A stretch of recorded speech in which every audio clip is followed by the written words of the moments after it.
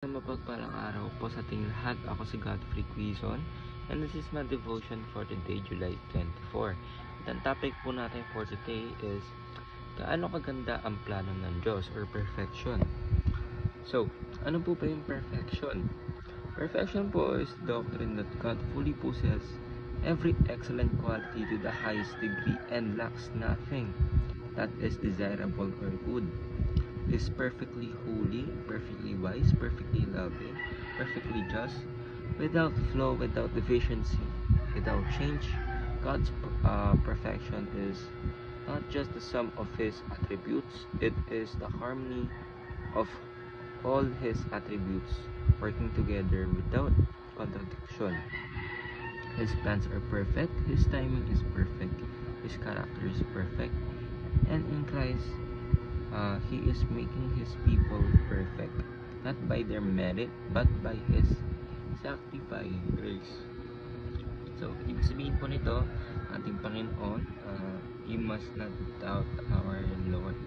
Kasi lahat po ng qualities ng ating Panginoon ay perfect. Ibig sabihin, our Lord is just, loving, kind, and wise, diba?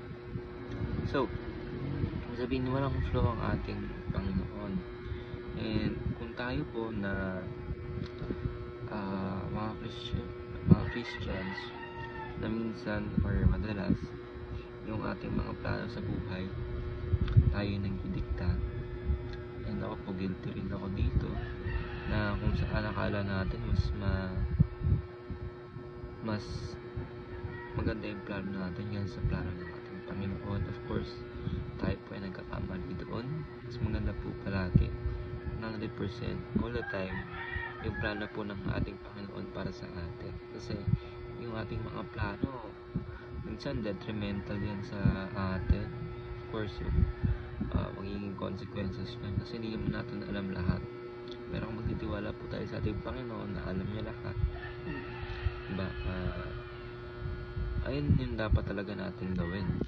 So, ang ating scripture for today is Deuteronomy chapter 32 verse 4. He is the rock, His works are perfect, and all His ways are just. A faithful God who does no wrong, upright and just is He. So, ang ating teaching for today is God is perfectly good and altogether lovely. Ibig sabihin, lahat ng characteristic ng ating Panginoon perfect. And ayun yung ating Panginoon, diba? All perfect, all omniscient, omnipotent, omnipresent God. So, diba? Di pa ba natin pagkakatiwalaan ng ating Panginoon yan?